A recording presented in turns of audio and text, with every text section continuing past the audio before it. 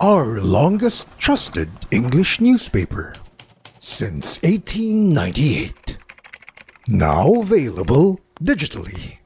Computer, order the Manila Times Digital Edition. Subscribed. Get the Manila Times Digital Edition for less than 2 pesos and 50 centavos per day when you sign up for 1 year. The Manila Times, news source of choice, trusted since 1898.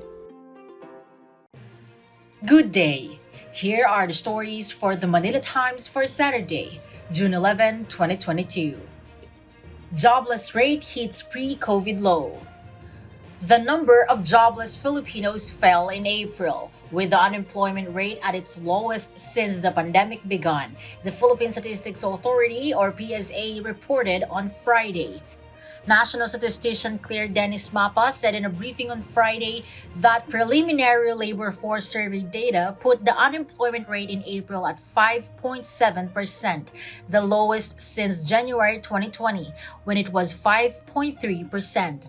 That translates to 2.76 million unemployed persons, significantly lower than the 4.14 million in April 2021 and the 2.93 million in January 2022.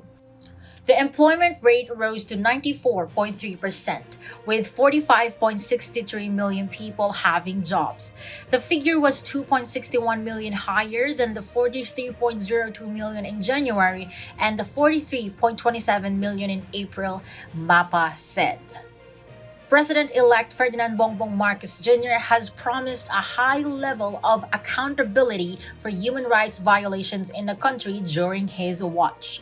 Marcos made a commitment during his meeting with Ambassador Gustavo Gonzalez, the UN representative to the Philippines, at his office in Mandaluyong City on Friday. Gonzalez said during a press briefing after the meeting that they talked at length about the Human Rights Council Resolution 4533 of 2020. The Philippine peso had its worst day in 3.5 years, falling to 53 pesos to the United States dollar on Friday. The local currency bled 5 centavos to 53 pesos to $1 from the previous day's close of 52.95.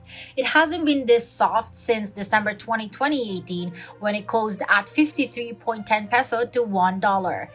The peso slide was probably due to market participants anticipating the U.S. Federal Reserve's 50 basis point interest rate hike next week, Dominique Velasquez, chief economist at China Bank Corporation, said.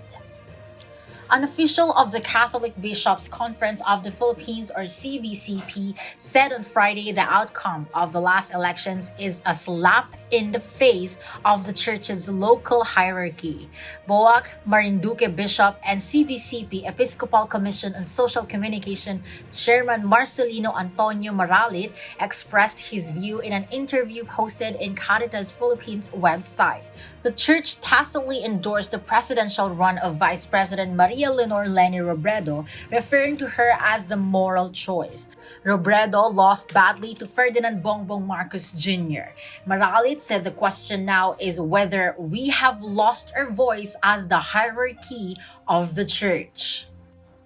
The Department of Justice, or DOJ, has ordered the dismissal of 18 officers and personnel of the Bureau of Immigration in connection with the so-called pastillas scam, an extortion racket victimizing Chinese workers in exchange for their unhampered entry into the country. Undocumented Chinese workers who end up working in Philippine offshore gaming operators, or POGO, pay up to 10,000 pesos each to unscrupulous immigration officers. Justice Assistant Secretary Niall Bainto disclosed on Friday that the 18 immigration personnel were found administratively liable for grave misconduct, gross neglect of duty, and conduct prejudicial to the best interests of the service. Bainto said that according to the DOJ resolution released on Friday, the 18 immigration officers and personnel facilitated or allowed the facilitation of the arrival and/or departure of Chinese nationals without undergoing appropriate immigration formalities for consideration. Over to business, Nomura, a Japanese investment bank, kept its economic growth outlook for the Philippines this year that is below the government's target, citing concerns on the external environment. Nomura said in a statement they continue to maintain their 2022 GDP or gross domestic product growth forecast of 6.7%, which is below the government's range of 7 to 8%, narrowed from 7 to 9%, and reflects their more cautious view on the external environment. Despite their growth estimate being higher than the 5.7% actual GDP expansion for 2021, they cited the ongoing conflict in Ukraine as one of the reasons for their cautious forecast, as well as rising local prices, which they believe may reduce consumer sentiment. The country's inflation rate surged to 5.4% in May, the highest in 3 years, raising the year-to-date average to 4.1%, well beyond the government's 2 to 4% target for the year. In sports, the Games and Amusements Board, or GAB, represented the Philippines in the 37th International Boxing Federation, or IBF, convention on May 24 to 28, 2022 in Long Beach, California. Recognized by the International Boxing Hall of Fame, IBF is one of the biggest boxing organizations that sanctions boxing bouts worldwide. Representing the country in the 5-day convention were GAB Chairman Abraham Baha Mitra and newly appointed GAB Commissioner Raul Lagrisola, with the primary aim to promote the country's professional sports and homegrown boxers. Antonio Contreras and Danton Remoto are today's front-page columnists. Contreras calls for fairness with Senator-elect Robin Padilla, while Remoto discusses the Pride Month, celebrated by the LGBT community.